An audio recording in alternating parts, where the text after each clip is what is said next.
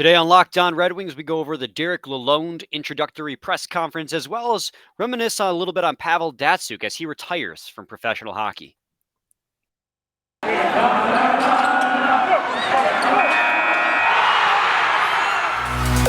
You're Locked On Red Wings, your daily podcast on the Detroit Red Wings. Part of the Locked On Podcast Network, your team every day.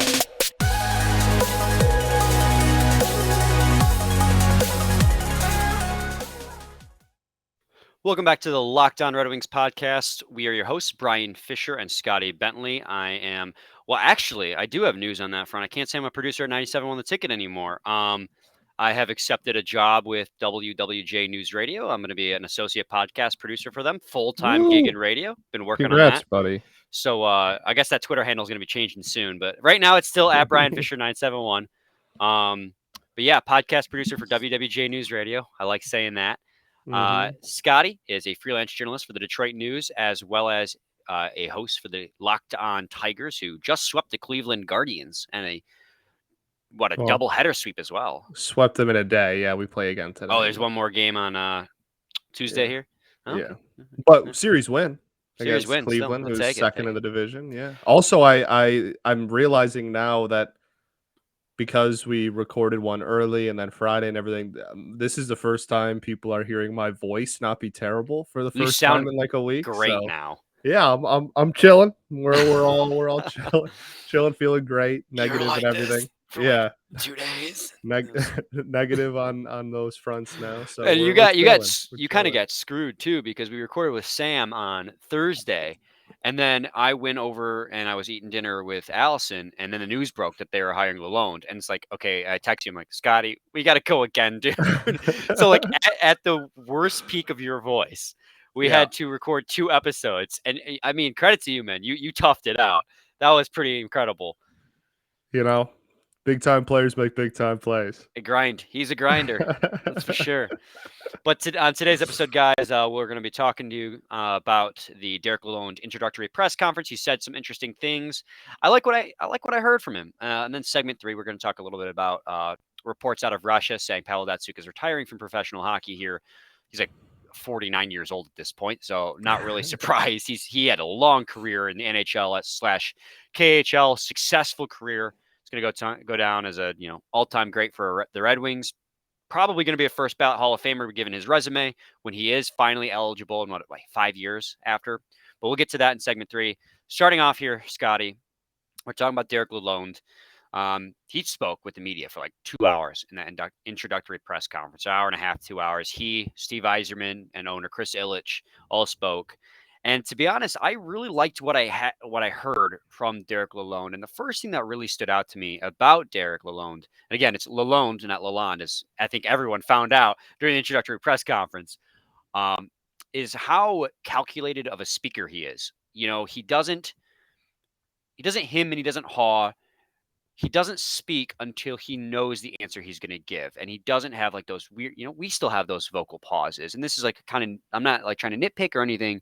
But when you're the head coach and your job is to communicate with your players, and your ability to give concise answers and get from point A to point B without, kind of like we do on the podcast sometimes, is very important. And I really liked that out of Derek Lalonde because it shows that he's going to be a very good communicator in that locker room.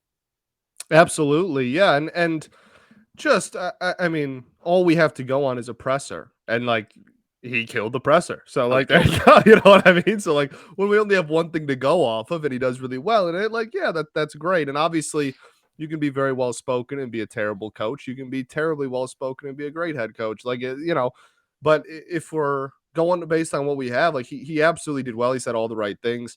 And I also think that, like you said, just the way he talks, and you said it a little bit earlier already too, like just seems like a player's coach, and that's obviously going to go a long way and is super nice to hear. And we have all these former players coming out and talking about how much of a player's coach he is and how much they love playing for him and everything. So it's all great. And there was a lot of interesting questions that he answered as well. And I just think he did really well. And it's it's very difficult in my eyes to be like disappointed so Yeah. far, and Well, in the higher A and B in the presser. yeah, like honest to God, like there's no way for us to make a conclusion right now on the type of coach he's going to be. He hasn't been a head coach at the NHL level yet, but I like the choice Yzerman made based on everything we've heard and have heard him say. And I completely agree with you, Scotty. And he said pretty much himself during the introductory press conference that he is very much going to be a player's coach. And there has been players coaches in every league that have failed and succeeded. So that doesn't necessarily mean he's going to knock it out of the ballpark. But I think that if you want your players respect, you have to like be able to have healthy relationships with those players. And now every player, responds differently to different types of coaching. But I like the fact that when they asked him, like, what is the first thing you're going to do with this team? He's like, first thing I'm going to do is reach out to literally everyone and every player and ask them and talk to them, get to know them as players, let them know like, this, I'm here to take this team to the next level. And then he also did an interview with Ken Cowell later too, where he said that he wanted to talk with Dylan Larkin the moment he got to Little Caesars Arena, but Dylan Larkin was on a family trip. He's like, as he should, it's the offseason, so he should be taking time off. And it's just like every time he opens his mouth, like he checks a box off for me, like he seems like a guy who gets it, he understands that. I guess the thing that sticks in my mind about it is that he understands the players are people too. And that is, if you want players' respects, treating them like people is a huge step towards that. Because there are a lot of coaches out there who will, and Scotty Bowman was kind of one of those coaches who was kind of like, I'll be your best friend after we win a championship. Until then, you do what I say. And it worked for him. Right. It worked great for him in the era he coached in. But there are different players respond to different ways, and Derek Lalonde is very much more of a like, I want to get to know you on a personal level to get the most out of you. I want to find out what makes you tick, find out what I can say and do to get the best performance out of you. And I really like that he wants to know these players on a personal level, have personal relationships with them, because that's how you form a family. And it's like, this is my personal bias. I love these types of coaches. I really do, because this is how you form that family atmosphere on any team that I've ever played on. And I didn't play any high level of hockey whatsoever. I played You're on house elite league hockey. prospects, so Okay, Scotty, retired. But the teams I've always loved playing for the most, and the teams that I've played on that had the most success, were always teams where we felt like one unit. Like we genuinely cared for one another, and we genuinely cared for a coach. And not that necessarily translates to the NHL level. I wouldn't know that, but that's where I would feel like this is the perfect hire, is like creating that atmosphere of players playing together. For sure. And there, I mean, there were several moments in the presser that I was pretty excited about, and I think one of everybody's favorites was when he said he like stayed up late to watch Unrivaled. Like That was cool. That was cool. But no, I mean, and the immediacy of the whole thing, like how quickly he was like, yeah, like the cup ended, and then it like pretty much happened. Like that's, I started contact at least. Like that's I mean, awesome. That works for me. You know what I mean? Like just having a guy that Steve wants so bad makes me want him so bad. Like that's having that faith in Yzerman, and being a guy that Steve has had circled and clearly was his top choice all along. Very much is cool to see, and I'm glad we got him. I'm really pumped. I really like also the urgency in which Yzerman went after it. I know Lalonde was breaking down the timeline of how he just got no sleep during the Stanley Cup Finals. He's like, there have been moments that have crept in my mind over the years of like, oh, I could be a head coach at some point, But he was always focused on the job at hand, especially when you're doing, you're in the Stanley Cup Final. You can't think about after this, I could be getting a Stanley Cup Final offer. He said he finally thought he was going to get some sleep, and then he said Yzerman texted him and said, sorry to do this so soon after the final, but I need to talk to you. Like just immediately. And I really appreciate that urgency, because this goes to Yzerman now, but Yzerman expressed when he decided not to pick up the option on Jeff Blashill that he wanted to have ideally a coach in place before the draft. And if this is the guy he had always had circled, like you said, it would make sense that he follows through on what and this is why it's so crucial. Yzerman said he was going to do this, and he did it. He said, I want to get a coach in place before the draft. And then with a sense of urgency, and with respect too. Like, I'm sorry I have to do this like right after like you're finally getting a break, but I need to talk to you. Like, I want you to be in Detroit. That just, I just chef's kiss, man. Yeah. There's something about the way that And it all has come together he's that I love. yeah, and he said, he wouldn't have taken this job if he didn't see like a really bright future in Detroit with, the prospects and the farm that we Exactly. have and everything. Like it all, like we said, he just checked all the boxes. Just as Built Bar checks all the boxes for your nutrition needs, from the people who invented healthy and tasty comes the latest gift to your taste buds. You've probably tried the amazing coconut brownie chunk Built Bar, but guess what? Your friends at Built have given coconut brownie chunk the Puffs treatment. That's right, the coconut brownie chunk Built Bar flavor you love in a deliciously chewy marshmallow covered in 100% real chocolate. It's like a fluffy cloud of coconut brownie goodness. But stop drooling and listen. They are good for you. Low calorie, low sugar, high protein, and all delicious. Coconut brownie chunk puffs are only here for a limited time. Go to built.com to make sure you don't miss out. They're going fast because they taste amazing. All Built bars are made with collagen protein, which your body absorbs more efficiently and provides tons of health benefits. Eat something that tastes good and is good for you. The best part of Built Bar Puffs is, of course, they taste amazing, but you can enjoy them guilt-free because they are actually good for you. They are perfect treat, perfect when you've got a craving, you need to satisfy your sweet tooth, or if you need a quick healthy snack. They are excellent source of protein. Delicious coconut, rich sweet brownie, creamy marshmallow. Stop fantasizing. Go to built.com. Order your box of coconut brownie chunk puffs right now. Go to built.com. Use promo code LOCKED15 to get 15% off your order. Use promo code LOCKED15 for 15% off at built.com. Segment 2, Locked On Red Wings podcast. We're breaking down the Derek Lalonde introductory press conference that he had over the weekend. Before we get into that, I feel like I should mention, if you're watching on YouTube, you can clearly tell I'm not in my normal environment, but if you're listening on Spotify or Apple, you probably notice I might sound a little bit different. It's because I'm on the road. I am up north celebrating the 4th of July, just like most people are. So I brought my laptop with me, and we're using my hashtag gamer headset Grind don't to stop. record this. The grind don't stop. So even when we're gone. So that's why if I sound a little bit different, Neither of us are home. neither of us are. Yeah, you're down south. I'm up north. Both on the road. Yeah, I'll be back. I'll be back tomorrow. Yeah, but you were smart and brought your whole setup with you. I did I not. did. Well, I've been here for whatever 2 weeks now. So Yeah.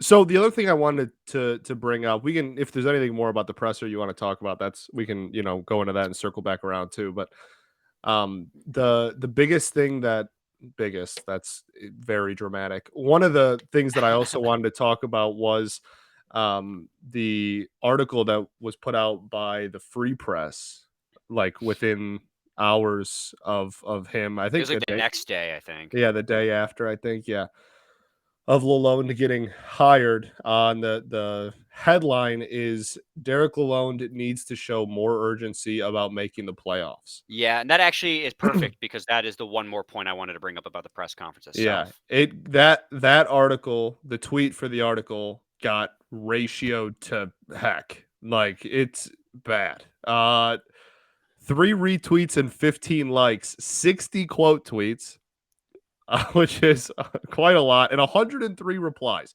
So definitely was not looked over very favorably, and that made me happy. That the thing that made me happy about it, I don't ever like enjoy seeing people's articles or work get like put through the ringer, but I enjoyed the fact that, because we talked about right after we hired him, and I had brought up the fact that, hey, I don't want people's expectations to be like, oh, Lalonde is here, I think that this is like a deep playoff contention team just overnight now. And the fact that the entire fan base was like, hey, no, you're wrong. Like, no, like he doesn't have to have insane urgency about making the postseason. Like, that's not something he needs. That just like, I'm glad that Red Wings fans are like, it's just a intelligent fan base. Like, you know what I mean? Like, Everyone's on the same page. yeah, I'm just glad that was universally agreed upon by literally the entire fan base, and I'm sad that it came at the expense of someone's like hard work, but I'm glad that the fan base was all on the same train and all on board with like, hey, no, that's not how this works, and his success is not completely determined by whether he makes the playoffs or not year one. Yeah, no, I completely agree with you. This obviously is probably rooted in the fact that they asked him about the playoffs, and Derek Lalonde said this is a team that is still. I can't remember exactly how he said it, so I'm paraphrasing here, but he basically said don't expect them to be in the playoffs this year, or maybe not next year, because this team is still not close. Because Yeah. he's trying. It was either here Eiserman mentioned that they're trying to build a similar team like in Colorado or Tampa Bay to have that kind of success, and it doesn't happen overnight. And so And obviously, and sustained. yeah, That's like the biggest sustained thing that success. Steve's been saying it since literally the day he took over, and now Lalonde is saying it. And we've heard it a lot in the Pistons organization. We've heard it a lot in the Tigers organization. Like this is of people want sustain, not just like, oh, we're gonna build and then go put all of our chips in for 1 or 2 years and then go into another rebuild again after. Like you want longevity and you want long-term success, and that's what everyone in this organization has been preaching for a long time. So Well, and then it's just also when he said that, I kind of immediately was like, I agree, but I know him saying that is going to ruffle some feathers somewhere because there is a certain amount of impatience among the fan base with some people. The for majority sure. of us, like you said, Scotty, are on the same page that especially in a game like hockey, it takes a long time to rebuild and rebuild right. And the team took a step forward this year, despite how they fell off at the end of the season. The team took a step forward this year, and I want them to take another type of step forward this next year. But the type of step forward we see this next year won't necessarily, they're probably not shooting for it because you don't want to end up in the middle ground. We talked about that. I said the other day, I think, that, being outside the top 10, I want to walk that back a little bit because if you get outside the top 10 and you consistently get stuck there, you're in purgatory. You're never good enough to make the playoffs, but you're never bad enough to get a lottery pick. What Correct. the kind of next step forward you want to see is exactly the kind of stuff that Lalonde mentioned in the press conference. You want to see, and this is something we said we wanted out of Derek Lalonde, and he focused on it in the introductory press conference: is defense, defensive scheme, and special teams. Those are Yes. the two things that he said that they really need to work on. Team defense as a whole has got to get better. I mean, obviously they were almost historically bad in goals against per 60 this past season. Their special teams was amongst the worst in the league in both power play and penalty kill, if not the worst.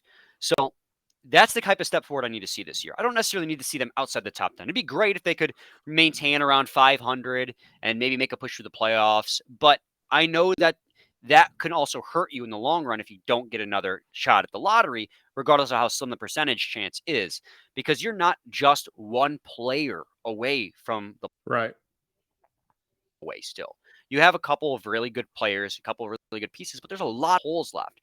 So while you want those players to take steps forward, you need the whole team as a whole to take a step forward in how they play the game. And that's what Derek Lalonde is coming in. And that's why I said on Friday's episode that I want these players to come in and the coach to come in as a brand new head coach in the league and grow together. This is the perfect time for a first-time head coach to come in with a first-time, all these Yep. young players who have never made the playoffs before, except for Dylan Larkin in 2016. I mean, this is a whole new core of young players, and Derek Lalonde has a shot at shaping them into what he wants, as well as the players kind of shaping him into a bona fide NHL head coach. So it's going to take time. So I knew when he said that. I'm kind of monologuing, rambling here now. Sorry, Scotty, but No, you go. when he said that, I knew he was going to ruffle some feathers because there is a little bit of impatience, and I knew some people would like want the playoffs now, but it's just such a process. Like if you want sustained success, as you put it, Scotty, like it's going to take probably 1 or 2 more years. And even I have a little bit of impatience. I want the team to be in the playoffs. Every year I watch the playoffs, I'm going, this is what I want Detroit to be again. But unfortunately, it takes a long time in hockey. And I think both Yzerman and Lalonde understand that. In fact, that's why Lalonde became the head coach, because they are on the same wavelength. Lalonde in the press conference hammered home about the process. He said it's a little bit of a cliche, but it is a process. Lalonde basically reiterated what Yzerman said when Yzerman came to town at the very beginning of the rebuild. He says it's going to take time. And you have to trust that promise. If you trust Yzerman, that is the same as trusting that process. And Yzerman has not done anything yet to prove to you that he doesn't know what he is doing. Every single step he has made, it's either been at its worst a net zero move. If you want to talk about Eric Comrie and Brendan Perlini, net zero. He hasn't had any net negative moves for this organization. They're all small steps, except for maybe Veron and Fabry. But they're all small steps, but they're all steps in the right direction. And that's how you rebuild a successful franchise in the NHL. Okay, I'm done. Correct. All right. This episode is brought to you by Rock Auto. With the ever-increasing numbers of makes and models, it's now impossible for your local chain auto parts store to stock all the parts you need. Why endure often pointless or seemingly intimidating questioning and wait while the person behind the counter orders the parts on their computer, choosing the only brand their warehouse happens to carry? You can have you have computers with access to rockauto.com at home and in your pocket. Save time and money when using Rock Auto. Why choose to spend 30, 50, even 100% more for the same parts from your chain store or car dealership? They have everything you need: brake parts, tail lamps, motor oil, and even new carpet. I'm probably going to go to them for some new rotors very shortly because my car likes to shake when I try to brake. A little scary. Go explore the easy to use website today to find the solution to your auto parts needs. Go to rockauto.com right now and use all the parts available for your car or truck right locked on in there. How did you hear about us box? So they know we sent you. Amazing selection, reliably low prices, all the parts your car will ever need. rockauto.com. Segment 3, Lockdown Red Wings podcast. Scotty, I kind of went on a little bit of a monologue ramble there. Do you have anything more you want to add about the Lalonde thing? I'm just excited. I don't think so. I mean, like I think that's good. Like everyone, I think, should be excited. So, no, I think you covered everything, and I think the biggest thing, for me is just it's like almost weird to be like super negative about the hire at the current moment. Like I'm only time will tell like how it actually works out and what happens from here on out. But a week into it or whatever, I think it's weird to be like, this is terrible, this won't work. Like no one knows that. So well, and that's exactly it. We've given you every reason to be excited so far. He hasn't said anything that has like raised major red flags. And like I said at the beginning of the show, like we don't know yet because he hasn't coached. He hasn't been the head coach of a game. So it's too early to snap to conclusions and make early judgments. Obviously, I'm on the side of things that I like the hire because he checks a lot of boxes for me. But I don't know yet if he's going to be a successful head coach because nobody could. I remember seeing Prashant say, like, when they hired him, Prashant on Twitter said something along the lines of, like, I'm not going to jump to conclusions. I like the hire, but like, I don't have like, I love this or I hate this because we can't. Like, I like his resume. I like everything he's done at every level. I like the things he says. So I like the hire, but I don't know he's going to work out. No one can. Right. Exactly. Two other quick things about the introductory press conference, because we got to talk about Pavel Datsyuk.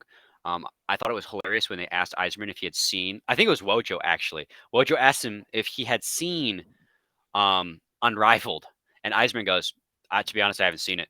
It's been such a flurry preparing for the draft and trying to get a head coach that I have not had an opportunity to do it, as my laptop decides to ask me to update while I'm in the middle of recording, which is super sick. Remind me tomorrow. Thank you. All right, now we're back. That was awesome. I love when it just flat like makes you have to stare at that. But yeah, I thought that was really funny. Wojo goes, "What? You haven't seen it?" Yzerman kind of chuckles. Just it was a little lighthearted moment. That's all. A little anecdote. It was funny. It was cool that Lalonde saw it. He was so excited about it. Well, he talked about how like when he went to coach the next day and he had a little bit of that fire in him from watching the documentary. Yeah, I like this guy. He's cool. Yeah, it's very cool. Pavel Datsyuk. He's retiring from professional hockey, which means in like 5 years he's eligible for the Hall of Fame. I think without a doubt he's got to be a first ballot Hall of Famer. A lot of the benchmarks he has hit. He's a 2-time Stanley Cup winner. He's a rookie in 2002. He won 2008. A 4-time Lady Byng winner, 3-time Selke winner, and a 1-time All-Star. The two major things he did not hit that a lot of Hall of Fame caliber people hit is he did not hit 1,000 games. Only had 953, and he only had 918 career points. But this is a guy who never crossed the 100-point threshold, but flirted with it twice. He had 97 points in back-to-back seasons in 2008 and 2009, the 2 years the Red Wings into the Stanley Cup. He had 3 30-goal seasons, and he's the magic man. A lot of really pretty goals, but just like Zetterberg, I mean, he had a lot of assists as well. He was a very good, probably one of the best two-way forwards we've seen. Very defensively responsible. He was, people talk about how Jonathan Toews and Jonathan Berggren are very defensively responsible forwards. but Datsyuk was them before they were them. Datsyuk was that guy before those two players came along. So I think despite the fact that his point totals and game totals aren't there, his medals and his trophies, oh, first ballot Hall of Famer, absolutely. He's going to be as soon as he becomes eligible. Yeah, for sure. I mean, it's for me, it wouldn't be like the most surprising thing in the world if he was a second ballot as well, just because like we just saw what happened and everything. But I would say that he's going to be a first ballot Hall of Famer. He deserves to be a Hall of Famer, period. But no, it's just like my thing with Hall of Fames is it is literally a museum about the history of your sport. That's what the Hall of Fame is. It is a museum highlighting the history about the sport and what has made it great. And I don't think you can tell the full story of the NHL's history without including Pavel Datsyuk. Absolutely agree. And the only reason I say that Pavel Datsyuk would be, I'm pretty like 95% confident he'd be a first ballot Hall of Famer is because he does have more hardware in the NHL level than Zetterberg does. Obviously, Zetterberg has the Conn Smythe, which is way better than the Selkes and the Lady Bings that Datsyuk has, but Datsyuk has multiple of each of those awards. But also, he's got he's got international awards too at the Olympics and stuff like that, medals at World Championships. So he's got the international stuff as well. He's only 43 years old. I think I said 49 earlier, but I was just being hyperbolic. But I mean, he's got a Winter Olympic gold. Someone's already left a comment that said he's right? not 49. He's got an Olympic gold, silver, and bronze. Or sorry, an Olympic gold and bronze. He's got a World Championship gold and silver. He's a member of the Triple Gold Club, just like Henrik Zetterberg is. He's got a bunch of KHL championships under his belt that he earned after he retired from the NHL. Yeah. So he was already past his prime. I don't know, but like he was a few years in the KHL after he had retired from the NHL, where he was still tearing up the Russian league. So, I mean, obviously, there's a little bit of it. There's a step down between the NHL and KHL. Do you think he goes into the Hall of Fame as a Coyote? Hell no. What are we doing here, Scotty? What are we doing here? Calm down. Got me all fired up. Better have been a joke, or I'm going to come down to whatever state you're in right now, one of those southern states. It was funny, man. It was funny. It was a prank. It was a social experiment. Gotcha. I got got. But yeah, I mean, people are talking about Zetterberg and Datsyuk getting in the Hall of Fame together, but I think Zetterberg's probably in before Datsyuk because, I don't think they're going to wait 5 years to put Zetterberg in at this point. But they're both absolutely. They're both Hall of Famers without a doubt, especially now after Daniel Alfredsson just got it. I mean, Daniel Alfredsson, I don't want to say lowers the bar. I don't want to say that because that sounds very cold. Alfredsson had a very successful career, but Zetterberg and Datsyuk just had more hardware than Daniel Alfredsson did, and Daniel Alfredsson got in. So, yeah, I mean, Pavel Datsyuk was just, I mean, he was, I would say one of my favorite players, but I think he was one of everyone's favorite players growing up. No, I mean, just the two of them together, really, just like the, late round picks that turned into being the front line for Stanley Cup team. Like that's a heck of a career, and it'll be really cool when we get to look back at like the 02 and 03 teams and be like, oh, you know how everybody talks about how they have like a billion Hall of Famers? Well, they have two more even. Like that'll be cool. Well, and it's like I think Matt Larkin, he used to be a writer for the Hockey News. He now writes for the Daily Face-Off, I think. Posted an article today of like the top 25 steals in late rounds of the drafts. And Datsyuk was number 1, Henrik Lundqvist was number 2, and Henrik Zetterberg was number 3. Yeah. I mean, like that's to have Datsyuk on top of that list is incredible. And he was a huge steal. I mean, absolutely. I mean, I'm trying to think of like my favorite Datsyuk moment. And there's so many to like. The shootout goal against Chicago. The shootout goal against Dallas on Marty Turco when they were in that one like weird logo. Bruins goal. The Bruins goal, yep. He had one in the Winter Classic as well. That was beautiful. Yeah. Unless that's the Chicago one you're talking about. Yeah. Well, because he had the one over Anthony Niemi's. Right, yeah. Correct, yeah. Yeah, he was just a machine when I think it was against the Predators when he was skating on the ice and he made two of their players collide because he deked them. Yeah. Or when he broke Couture's ankles on his birthday on the San Jose Sharks? Yes, that did happen. I think it was one Coach or one of those other longtime Sharks. I'm drawing a blank right now. Might have been Pavelski, one of those two guys. But just on Pavelski or Couture's birthday, whichever it was, he broke their ankles, made them fall over because he was just stick handling in the corner. he tripped over himself. Just Datsyuk has probably I don't know if we'll ever see hands quite like that at the NHL level ever again. And there are obviously players in the NHL right now who have incredible hands. Connor McDavid, for instance. But when it comes to just like a pure stick handling ability, like McDavid's the best player in the league because he combines all of it together to become the best. But when it comes to pure stick handling ability, I don't know if there's anyone better than Pavel Datsyuk in the league. Correct. To have ever played. It's incredible. He's up there. Absolutely up there. Any final thoughts? We ball. We do ball. I feel like it's been a while since we said that. Yeah. I don't think you've asked me for my final thoughts in a while. Because I usually don't care. Thanks for making Locked On Red Wings your first listen every day. Now make your second listen Locked On NHL. Locked On experts give you daily 30-minute podcasts on all things NHL all year long. Stay up to date on every. It just says every. Stay up to date on everything in the hockey world. Locked On NHL, your daily 30-minute NHL podcast. Stay up to date on your every. That's what it said. All right. I'll be back home tomorrow, so I'll have everything back to normal. So, we'll stay tuned for that. We'll do a little bit of a draft preview for you guys. And then, also, we're planning on being at LCA for the draft, for the draft party. So catch us there if you want. If not, have a good time. Do whatever you want. Yeah. It'll be fun. Everyone can see how much taller than I am than Brian. It's like a solid 6 inches. So, or the hair. There's a lot going on. Well, the hair adds a couple of it. Oh, I haven't heard that my whole life. Yeah, no. All right. We'll be back with a new episode tomorrow. Same time, same place. It's your team every day.